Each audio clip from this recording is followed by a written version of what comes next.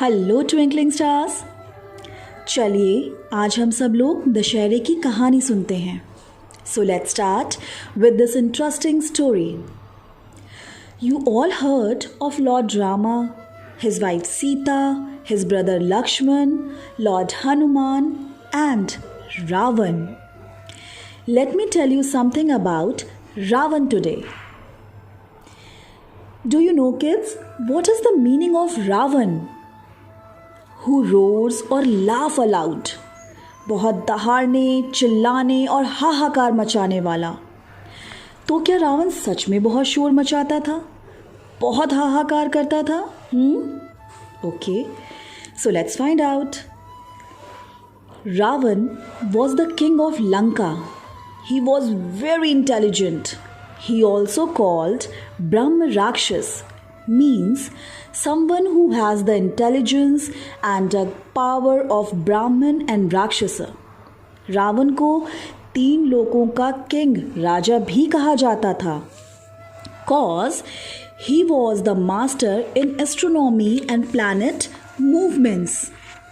रावण के पास इतनी पावर थी कि वो उगते हुए सूरज को, राइजिंग सन को भी कंट्रोल कर सकता था। And Ravan was the king, जिससे उसके किंगडम में, उसके राज्य में सभी बहुत खुश रहते थे। And you know what, Ravan lord Shiva का, भगवान शिव का बहुत अच्छा, बहुत बड़ा भक्त था। कठिन परिश्रम, तपस्या और कड़ी साधना के बाद ब्रह्मा जी ने रावण को ये वरदान दिया था कि उसको कोई भी नहीं मार पाएगा, ना भगवान और ना ही राक्षस। And Ravan was a good scholar.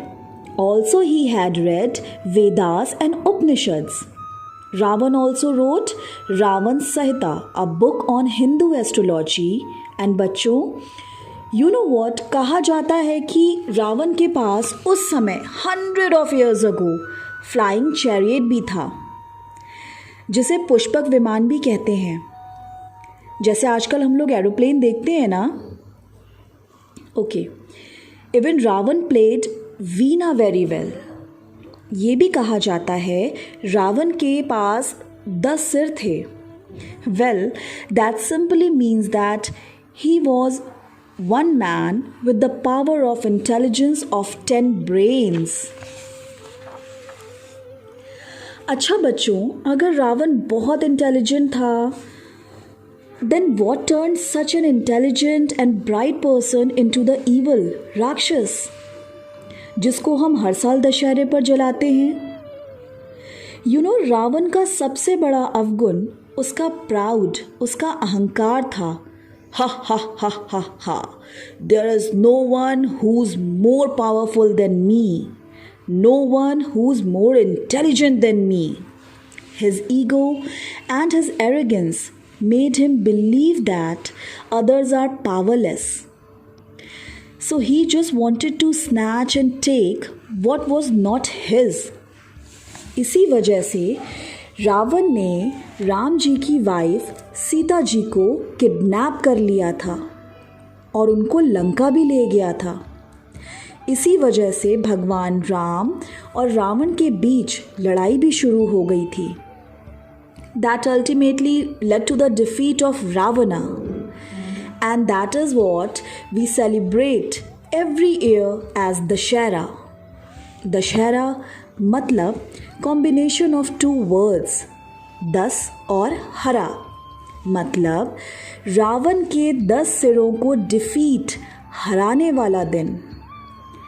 सो ये तो थी कहानी रावण की।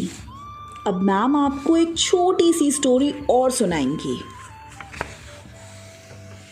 भगवान ने एक बहुत प्यारी चीज़ बनाई जिसका नाम रखा इंसान, ह्यूमन। हम और आप इंसान है ना।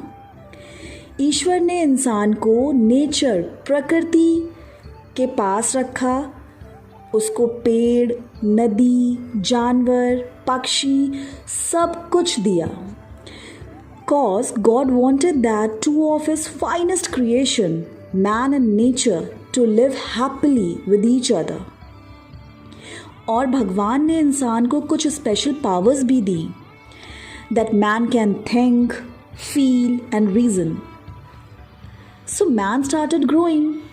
पहले इंसान जंगल में रहता था, in between mountains, rivers, animals and trees.